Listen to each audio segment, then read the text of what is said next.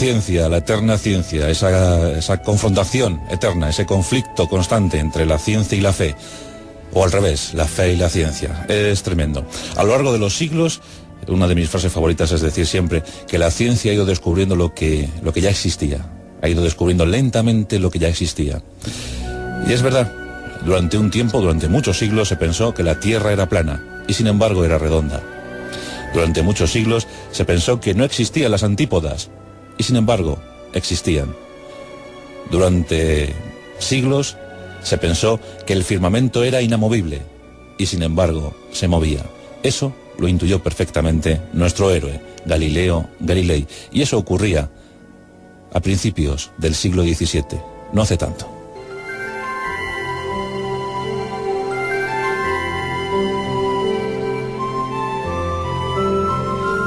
Las viejas ideas de Aristóteles, de Ptolomeo, o del propio y bíblico Josué, cuando ordenó parar el sol antes de cumplir con una batalla, con la victoria en esa batalla. Todo eso hacía pensar, esos fundamentos hacían pensar que las cosas eran como eran y que no había que insistir más, que no había que seguir planteando formulaciones extrañas. La religión era inamovible y los expertos en religión procuraban que eso siempre fuera así. Afortunadamente surgieron personajes, y muy propios del Renacimiento, surgieron personajes que todo lo trastocaron, que todo lo movieron, y eso merece reconocimiento, porque en aquellos años era muy difícil, francamente difícil. En principio fue Copérnico, desde aquella universidad, desde Cracovia, desde la vieja Polonia. Copérnico empezó a decir que eso del geocentrismo no era tan válido como presumían los religiosos. A lo mejor debíamos pensar que todo se movía pero en torno al Sol, que no éramos el ombligo del mundo, que no éramos el ombligo del universo, y que a lo mejor nuestro sistema solar era eso, un sistema solar, y que nos movíamos en torno al astro rey, a la estrella, al Sol, a Ra. Afortunadamente, algunos locos le siguieron, y unos fueron capaces de defenderlo hasta en los tribunales de la Santa Inquisición. Fue el caso de Galileo Galilei, pero a eso llegaremos, ocurrió en 1633. Galileo Galilei está considerado como el gran padre, uno de los grandes padres de la ciencia moderna, creador de nuevas disciplinas científicas como la dinámica o como la resistencia de los materiales. Y también promulgador de leyes, como las leyes del movimiento pendular o del movimiento acelerado. Y claro, esto en el siglo XXI pues suena ya lejano, pero si tenemos en cuenta que esto se defendía a finales del XVI, a principios del XVII, en una sociedad totalmente inmovilizada, en una sociedad ya en pleno conflicto de contrarreforma, en una sociedad donde el absolutismo empezaba a imperar, donde solo algunos notables, algunos burgueses, pues animaban o practicaban la tutoría sobre estos científicos, les daban algún recurso económico para que pudieran seguir investigando. Los científicos estaban muy solos, muy aislados. El científico más reconocido entonces era el médico, la figura del médico. Eso es lo que quería Vicencio para su hijo, Vicencio Galilei. Vicencio era un noble venido a menos, un hombre culto, un hombre irreductible, un hombre que quería para sus hijos lo mejor. Esa nobleza había venido a menos después de tantas guerras, más de 50 años de guerras en la península italiana. La situación era paupérrima para algunos. Por eso Vicencio tuvo que buscar eso que se llama un matrimonio de conveniencia, un matrimonio de acuerdo. Y se unió a Giulia. Giulia era hija de burgueses acomodados, gente acostumbrada al comercio, a lo mercantil. Y aunque Vicencio despreciaba todo eso, no despreciaba el dinero que estas disciplinas procuraban. Así que se casaron. Eso sí, dice la leyenda negra, que se odiaron profundamente a lo largo de toda su vida. Vicencio y Giulia mantenían posturas irreconciliables. Pero bueno, en medio de tanta guerra hubo alguna tregua, no sé si amorosa o de conveniencia, como antes decíamos. Lo cierto que en esas treguas, o de esas treguas, fruto de esas treguas, nacieron 7 vástagos, 7 hijos. El mayor llevó por nombre Galileo, recibió el nombre de Galileo. Galileo nació el 15 de febrero de 1564. La Iglesia no estaba atravesando por uno de sus mejores momentos. Sí, habían tenido que incluso celebrar concilios, como el de Trento, para estabilizar las cosas. Y es que los reformistas querían volcarlo todo. Tiempos difíciles, por ejemplo, en España ahí estaba Felipe II, el austero, el prudente, el religioso. Y eso no quiere decir que la familia Galilei no fuera religiosa, sí que lo era. Incluso Galileo recibió su primera instrucción en un monasterio, donde destacó en latín, en griego, en filosofía. Todavía no apuntaba buenas maneras para eso de las matemáticas. Pero Vicencio sabía que ser médico era muy importante en esa época del Cinquecento. Sí, era muy importante.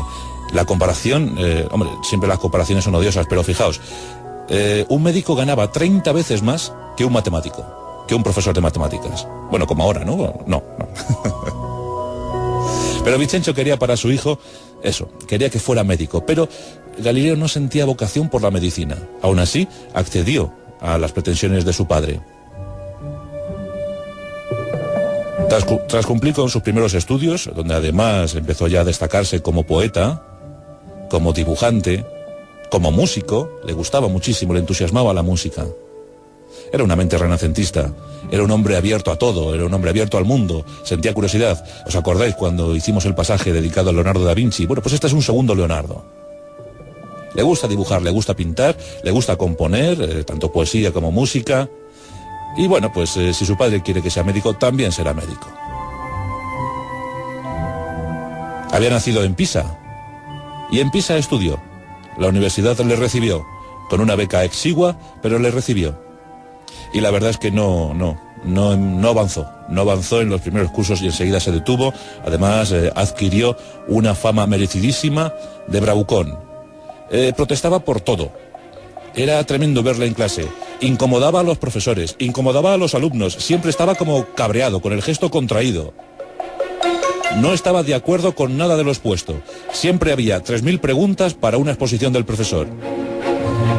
Entre todos consideraron darle un apelativo, un mote. Era una cosa muy frecuente. Marco Polo ya tuvo el suyo, Milione, el señor Millón, por lo exagerado que era.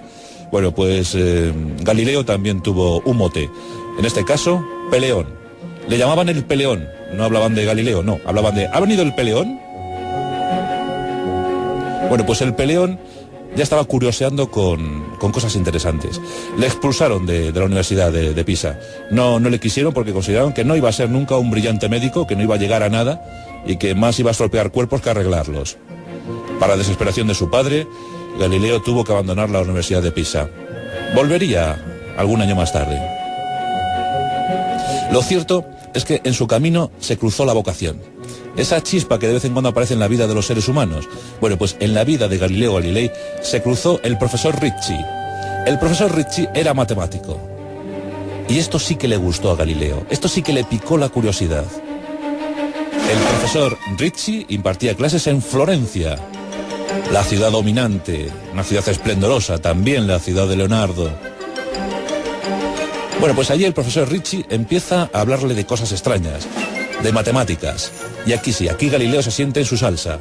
Y muy pronto entra en contacto con las experiencias, con la sabiduría de Nicolás Copérnico. Tiene tan solo 20 años, pero ya ha superado a su profesor. Le estará agradecidísimo toda su vida, pero en poco tiempo le había superado. Ahí sí que se despertó la verdadera vocación, el verdadero intelecto de Galileo Galilei. Así que aquí le tenemos experimentando con las cuestiones de la física. Había algunos planteamientos que desestabilizaban la mente del inquieto Galileo.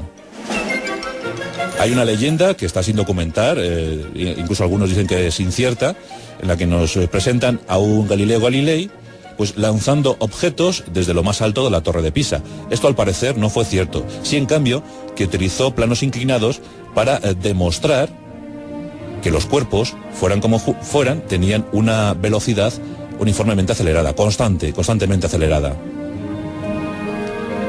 Lanzaba 2 bolas, una de bronce y otra de madera, del mismo tamaño, y veía que la velocidad era idéntica. Otra anécdota curiosa. Dicen que en el interior de una iglesia en Pisa contempló como una lámpara oscilaba. Y eso le inquietó muchísimo, empezó a observar eso. Se pasaba horas enteras observando cómo oscilaba la lámpara. Ese movimiento pendular. No tenía cronómetro. Únicamente dispuso de los latidos de su propio corazón. Pum, pum, pum, pum, pum, pum, pum, pum. Y así empezó a pertrechar una idea. Empezó a fortificarla. Ahí estaban sus famosas leyes del movimiento pendular. El movimiento constante. Se empleaba al mismo tiempo, fuera como fuera la distancia. Galileo Galilei ya empezaba a asombrar a propios y a extraños. Muy prontito, su universidad, la que le rechazó, la de Pisa, le admite como catedrático de matemáticas. El peleón volvía. Bravucón como siempre, soberbio, porque hay que decir que Galileo era un personaje muy soberbio, que siempre tendía a mirar por encima del hombro a todo el mundo. Se creía en posesión de la verdad y claro, posiblemente no le faltaba razón en aquellos tiempos inciertos. Pero fue catedrático de matemáticas.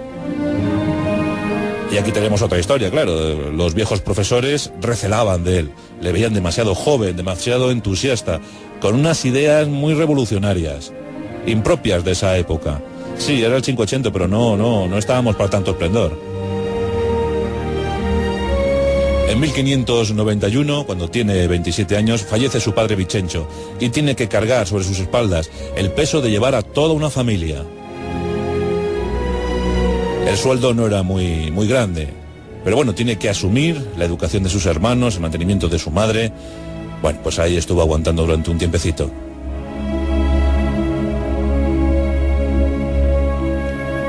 Pronto le van a llamar de la Universidad de Padua. También hay que contar que las enfermedades acudieron pronto a su cuerpo. En uno de sus frecuentes viajes a Venecia, en Venecia, donde estaba el Gran Dux, donde estaba el Gran Duque, bueno, pues una de sus frecuentes visitas a Venecia para solicitar alguna beca, alguna ayuda, algún estímulo, pues contrajo una tremenda artritis reumatoide que le acompañaría ya toda su vida, su longeva vida, porque llegó a vivir casi 78 años. Pero Galileo fue un personaje que desde bien pronto, desde los 27-28 años, quedó marcado por el dolor de esa artritis, que entonces no se trataba como ahora. Como os digo, durante 18 años va a asumir una cátedra en la Universidad de Padua, y además excelentemente pagado, porque recibía 1000 ducados anuales, 1000 ducados de la época, era un buen sueldo. Empieza a pensar en la escritura, y escribe ese discurso sobre dos nuevas ciencias. Incluso crea algún aparatejo, diseña e inventa algún aparatejo, un aparatejo hidrostático para más o menos medir la masa de los metales preciosos, la densidad de los metales preciosos. O sea que se va haciendo un nombre, ya es adulto, ya es veterano y tiene gran prestigio. En Florencia, en Venecia, en Padua, en Pisa, todos hablan ya de Galileo Galilei. Y llegamos al gran momento. Nos encontramos en el año 1609. Galileo, curioso por todo, ya había publicado sus trabajos, respetadísimo. Todo el mundo le aplaudía, todo el mundo le aclamaba. Bueno, pues aquí el peleón vuelve a provocar una convulsión en la sociedad de la época. En 1609 llega a sus manos un curioso aparato. Venía de Holanda, era muy rudimentario. Era un aparato de ampliación visual. Galileo queda fascinado por el aparato ese. Dice, ¿cómo demonios? Empieza a observarlo, empieza a mirar, empieza a investigar. Un aparato para ampliar. Empieza a trabajar en esa idea. Y en poco tiempo diseña un telescopio. El primer telescopio. Bueno, dicen que no fue realmente el inventor del telescopio, pero desde luego lo popularizó. O sea, todo el mundo además lo admite perfectamente, que Galileo es el gran inventor, el gran descubridor de las posibilidades del telescopio. Crea un aparato de 1 metro de longitud con dos lentes pulidas por él mismo. Una cóncava y otra convexa. Bien, pues esto no da para mucho, porque solo provoca una ampliación de tres aumentos. Tan solo 3, con eso no se veía prácticamente nada, pero sí que por lo menos esa pequeña ampliación provoca la curiosidad del respetable. Se presenta ante los notables de la época con su aparato, con su telescopio. Se lo enseña y todo el mundo está encantado. ¿Por qué? Porque Venecia en ese momento, gran potencia, pues necesitaba algo más para sus naves, siempre en permanente conflicto naval con otras potencias de la época. Necesitaba algo más para que sus barcos fueran más poderosos, y desde luego las posibilidades del telescopio eran inmensas. Eso de situar cerquita, muy cerquita de ti, lo que está haciendo el enemigo, lo que está haciendo el mercante contrario.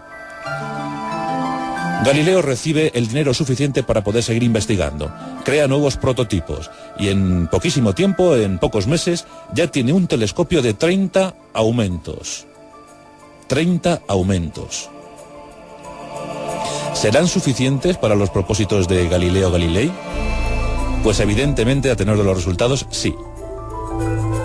Nos encontramos en una noche espléndida, una noche clara, abierta, de septiembre del año 1610. Septiembre de 1610. Galileo está mirando el firmamento.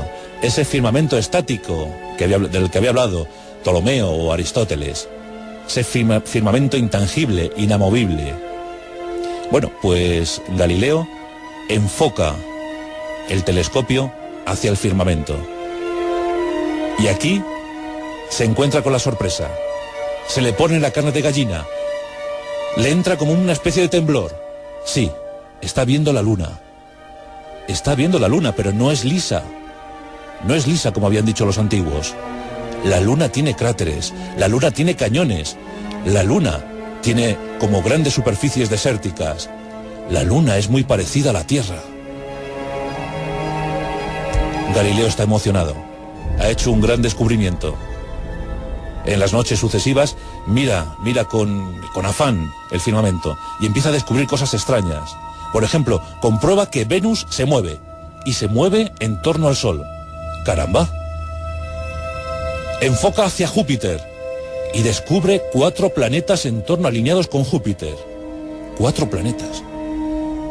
Mira hacia Saturno y ve como una especie de 2 grandes orejas al lado de Saturno. Había tocado los anillos, los míticos anillos de Saturno. Bueno, imaginad esto, el firmamento estaba virgen. Nadie había visto esas cosas. Galileo se estaba viendo por primera vez. Rápidamente va a avisar a los grandes de la época. En ese momento los Medici eran los dominantes. A esas lunas de Júpiter les pone las lunas mediceas, las lunas mediceas. En homenaje a los Medici, también aprovechando la coyuntura para sacar alguna beca más, algún dinerete más. Sí, había descubierto Giotto, había descubierto Europa, había descubierto Ganímedes y Calisto, los satélites de Júpiter. Pero lo más importante, había descubierto que todo esto giraba en torno al astro rey, en torno al Sol. Copérnico tenía razón. La teoría heliocentrista es la correcta. La geocéntrica no tiene ningún sentido, es absurda, por mucho que lo defienda la Iglesia. Aquello circula como la pólvora, y por si fuera poco, lo deja plasmado en un libro. Y atención al título del libro: El mensajero sideral. Otros lo llamarían el mensajero de las estrellas. Galileo Galilei se convierte en el primer mensajero de las estrellas, aquel que está contando los secretos de las estrellas. Bueno, esto en 1610, imaginad lo que provocó. Todos querían saber más, los jóvenes estaban revueltos, todos se acercaban a Galileo y le preguntaban, le insistían. Los telescopios se pusieron, claro, de moda, todos querían tener su telescopio propio. Bueno, 1610. ¿Quién receló? La Iglesia.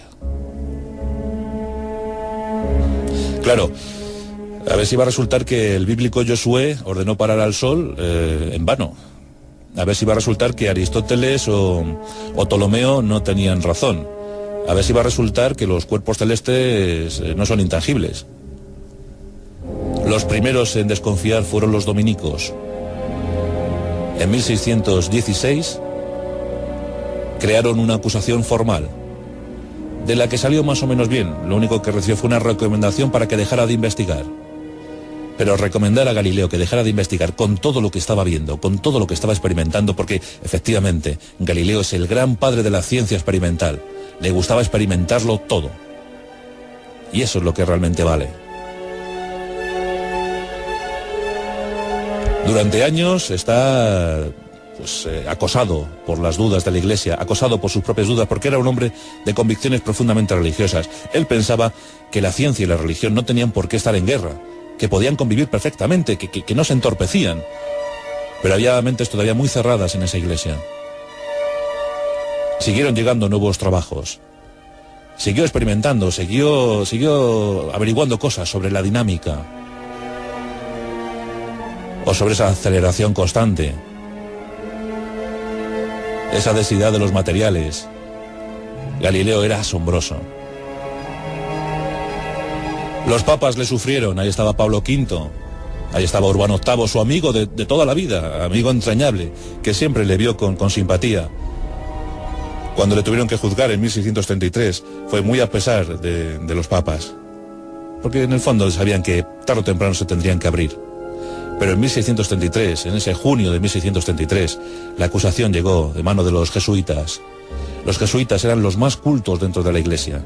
Eran los intelectuales, los que todo lo experimentaban, los que todo lo analizaban antes de emitir un juicio. Pero los jesuitas le acusaron de hereje. Fueron interminables sesiones.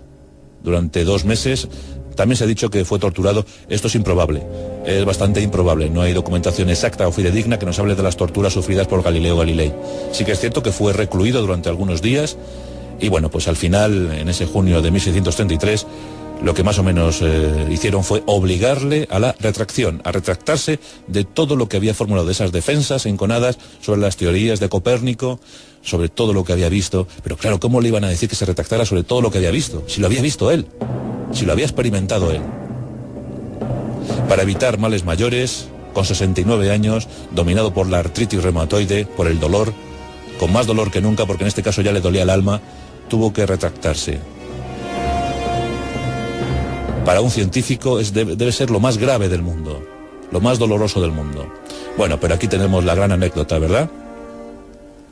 Cuando se retracta, cuando consigue ya que le perdonen, aunque eso sí, le van a someter a reclusión, pero después de haberse retractado, nunca se sabrá si en el mismo lugar del juicio o más tarde, en algunos ámbitos intelectuales, Galileo Galilei va y dice: "E per si mueve", y sin embargo se mueve. La gran frase. Cualquier científico debe tener esa frase grabada a fuego. Y sin embargo se mueve. Todo es posible si se experimenta. Galileo Galilei tuvo que retractarse, pero sin embargo se movía. Claro que se movía. La Tierra se movía en torno al Sol, como todos los planetas, como el universo en movimiento constante. Es recluido en algunas posesiones, va de un sitio a otro, pero ya errático, meditabundo. Sigue todavía rodeado por sus discípulos, como es el caso de Torricelli, que siempre estuvo con él, siempre le ayudó a escribir. Se quedó ciego en el final de sus días, en el final de sus años. El 8 de enero de 1642 moría Galileo Galilei, reprobado por la clase religiosa, adorado por los estimulantes jóvenes, Galileo Galilei. Ahora, el destino es muy caprichoso. El destino es insondable. Ese mismo año de 1642, de forma precipitada porque fue prematuro, nacía Isaac Newton. Newton, el artífice de las leyes de la gravedad, la ley de la gravedad. Años más tarde, Isaac Newton dijo: todo lo que sé, todo lo que he averiguado, todo lo que he investigado, todo lo que he conseguido demostrar, se lo debo a grandes hombres. Y yo, lo único que tuve que hacer fue subirme a los hombros de esos grandes hombres. Uno de esos grandes hombres fue Galileo Galilei. Efectivamente, Galileo escribió el prólogo de la ley de la gravedad. Estuvo a un tris, estuvo a escasos centímetros de conseguir la ley de la gravedad. Remató la faena Isaac Newton, que para eso era otro grande. Qué curioso que el año que moría Galileo nacía Newton. Se dieron el testigo. Y es que la ciencia, cuando se lo propone... Un tal Albert Einstein dijo en el siglo XX: sin duda alguna, el padre de la física moderna es Galileo Galilei, y a él se lo debemos todo. Padre de la física moderna, padre de la astronomía moderna, diseñador de nuevas disciplinas científicas, inventor de todo, la intuición al poder, la experimentación al poder, la ciencia experimental. Galileo Galilei. En el año 1979, Juan Pablo II, el Papa Juan Pablo II, ordena crear una comisión que revise inmediatamente el caso de Galileo Galilei. Una comisión que trate con honor y con lealtad todo lo que sufrió Galileo Galilei, todo lo que sufrió a manos de la Iglesia. La comisión tardó muchísimo, pero finalmente, el 31 de octubre de 1992, hace prácticamente 10 años, tan solo 10 años, la Iglesia pedía oficialmente perdón por lo que le habían hecho a Galileo Galilei.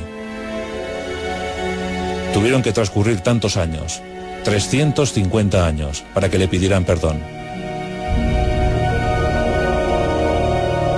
Hoy en día cualquier jovencito que estudia física, cualquier jovencito que estudia astronomía sabe perfectamente que Galileo Galilei es su gran icono, su gran emblema, aquel al que hay que rendir siempre, siempre, siempre homenaje, porque para eso es el tiempo, o fue el tiempo de los pioneros, los que abrieron camino para que hoy sepamos todo lo que sabemos. Así que cuando miremos próximamente al firmamento, sabemos que no se va a quedar inmóvil, que no se va a quedar estático, que lo de Ptolomeo no era verdad. Sin cambio, lo de un loco aventurero, un loco genial llamado Galileo Galilei. Pues viva Galileo y vivan todos los Galileos que después han seguido su estela, su camino.